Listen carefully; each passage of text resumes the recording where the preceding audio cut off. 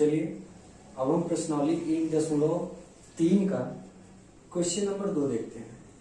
अब प्रश्नावली 1.3 का क्वेश्चन नंबर 2 कहता क्या है? कह रहा है सिद्ध कीजिए कि 3 + 2√5 एक अपरिमेय संख्या है। तो अभी तक हमने एक प्रकार पढ़ा था जिसमें बताया गया था कि अगर कोई अभाज्य संख्या अगर कड़ी के अंदर आ जाए तो उसको हम कैसे अपरिमेय संख्या सिद्ध करते हैं, ये हमने जाना।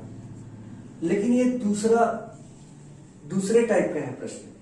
इसमें क्या है, अपरिमेय संख्या में कुछ अन्य संख्याएं जोड़ी गई है।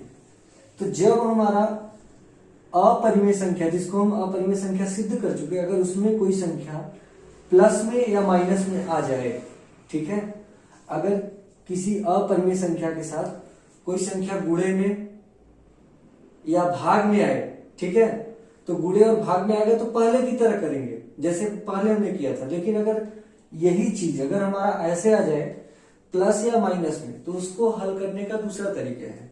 तो ये दूसरी विधि से लगेगा। इसमें इसको हल करने के लिए करेंगे क्या, हमने यह सिद्ध कर दिया है कि √5 क्या है, एक अपरिमेय संख्या है।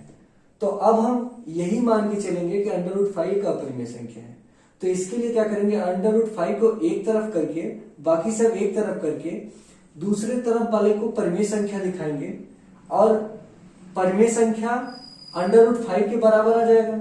और √5 जो होगा हमारा एक अपरिमेय संख्या होगा। तो परिमेय संख्या कभी भी अपरिमेय संख्या के बराबर नहीं हो सकता है। इसलिए क्या करेंगे कि चूंकि √5 अपरिमेय संख्या है, इसलिए पूरा का पूरा अपरिमेय संख्या होगा। चलिए इसको देखते हैं, इस प्रश्न को। बहुत आसान है।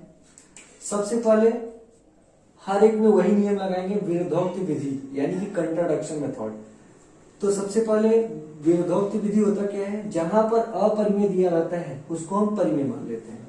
तो सबसे पहले मान लेंगे, माना 3 + 2√5 एक परिमेय संख्या है। अगर यह एक परिमेय संख्या है तो इसको हम बटे में लिख सकते हैं। तो सबसे पहले, इसलिए जब ये परिमेय संख्या हो गया तो इसको हम बटे में लिख सकते हैं। तो इसको हम किसके बराबर कर देंगे, a/b के बराबर कर देंगे।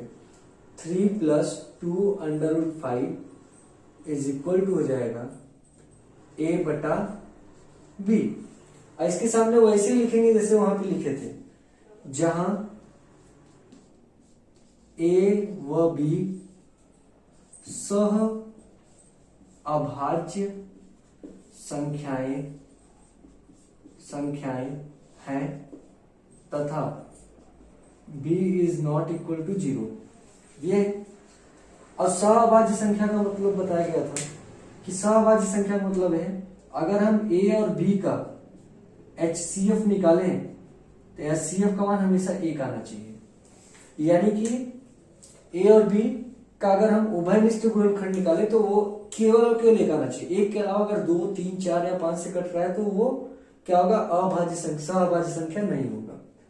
तो इतना करने के बाद अब हमको पता है कि √5 एक अपरिमेय संख्या है, तो इसमें √5 आया है।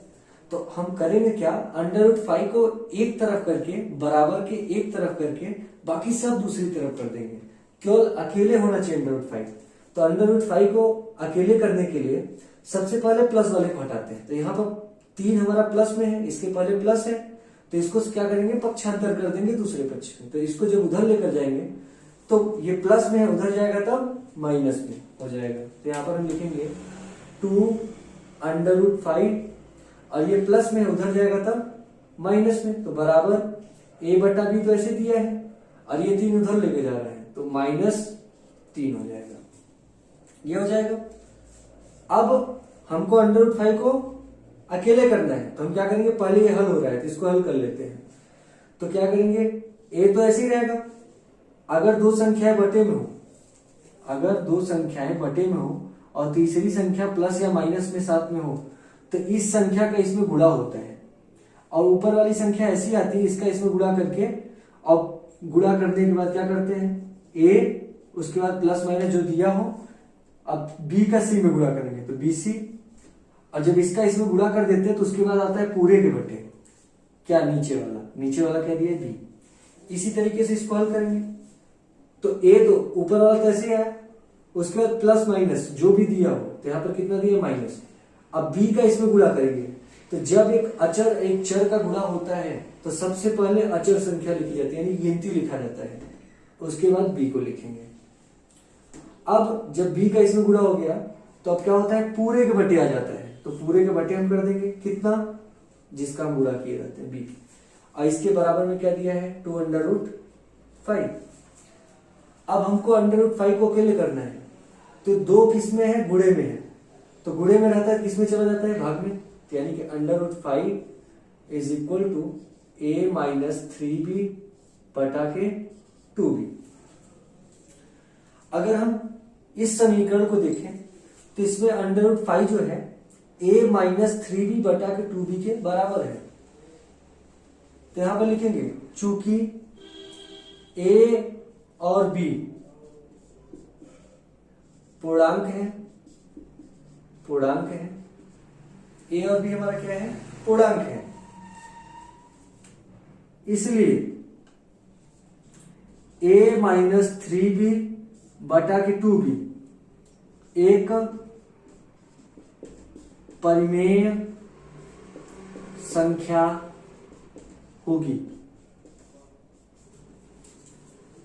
a और b पूर्णांक है, पूर्णांक का मतलब है पूरा पूर्णांक। अगर हम a की जगह पर मान लेते हैं 5 रख देते हैं, और b की जगह पर, a की जगह पर 5 और b की जगह पर 1 रख देते हैं। अब इस समीकरण में रख के देखते हैं, तो a की जगह पर कितना रखना है, 5 माइनस, अब 3 आया, पूरा लिख लेते हैं समीकरण, a - 3b बटा के 2b। अब इसको हल करते हैं, तो a की जगह पर कितना रखना है, 5 माइनस 3 गुणे b की जगह पर 1 रख देते हैं, बटा के 2 गुणे b का मान कितना रखना है, 1, तो 5 ऐसे ही आएगा, -3 एक कम 3 बटा के 2 एक कम 2, तो 5 में से 3 गया, बचेगा 2 बटा के 2, ये पूरा कट जाएगा, आएगा 1, तो 1 को चाहे तो 1 बटा 1 लिख सकते हैं। तो यह एक बटे में आएगा नहीं, यह एक परिमेय संख्या हुआ। तो अगर हम a और b का मान पता हो, यानी कि a और b पूर्णांक है, तो पूर्णांक में कुछ भी हो सकता है, तो अगर a और b का मान रखे तो यह एक बटे में संख्या आएगी, यानी कि यह एक परिमेय संख्या होगी। कहने का मतलब ये है, तो अगर ये परिमेय संख्या है तो यहां पर ये एक परिमेय संख्या होगी, चूंकि √5, चूंकि हम सिद्ध कर चुके हैं कि √5 एक अपरिमेय संख्या है। हमने अभी इसके पीछे सिद्ध किया है कि √5 एक अपरिमेय संख्या है, तब अपरिमेय संख्या जो होगी वो कभी भी बराबर नहीं हो सकती परिमेय संख्या के, अतः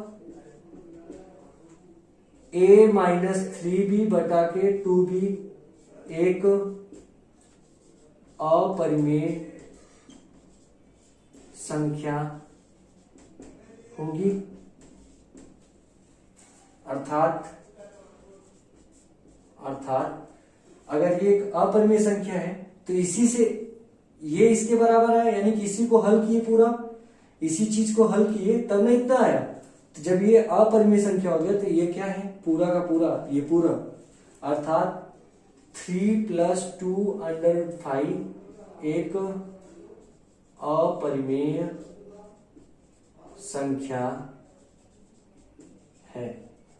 ये सिद्ध हो गया कि जो हमारा 3 + 2√5 ये जो पूरा दिया है ये एक अपरिमेय संख्या है। एक बार फिर से देख लेते हैं, ये हमारा दिया था अपरिमेय संख्या सिद्ध करने के लिए, तो हम क्या करेंगे, विरोधोक्ति विधि लगाएंगे, और विरोधोक्ति विधि लगा करके जो अपरिमेय दिया है उसको परिमेय मान करके हम क्या करेंगे, सबसे पहले इसको बटे में लेकर आएंगे, और बटे में करने के बाद अब हम देख रहे हैं कि यहाँ पर √5 आ रहा है, तो √5 आ रहा है, तो हमको पता है कि √5 एक अपरिमेय संख्या है। तो जब भी प्लस माइनस वाले में अगर कोई अंडर रूट में संख्या दिया हो जिसको हम जानते हो कि यह अपरिमेय है, उसको सबसे पहले क्या करेंगे, बाएं पक्ष में अकेले कर देंगे और बाकी सब उठा करके दाएं पक्ष में करेंगे। तो यही हमने किया, सबसे पहले 3 को हटाया, उसके बाद 2√5 आया, इसको हल कर लिए, उसके बाद हमको अकेले करना है √5 को, इसलिए 2 को क्या किए, बटे में कर दिए, तो इतना मिला।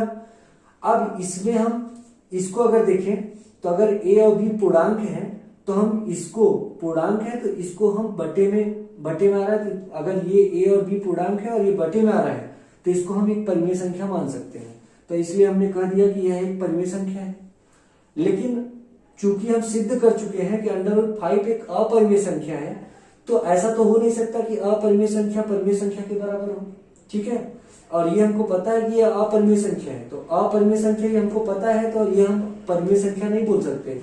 जब ये अपरिमेय संख्या है तो अपरिमेय संख्या हमेशा अपरिमेय संख्या के बराबर होता है। तो √5 एक अपरिमेय संख्या है, तो ये भी एक अपरिमेय संख्या होगा। और ये पूरा का पूरा मान आया कहां से, यहां से, तो जब यही अपरिमेय संख्या हो गया तो ये पूरा का पूरा ही क्या होगा, एक अपरिमेय संख्या होगा। यही चीज यहां पर हमने हल करके बताया। अब यहां पर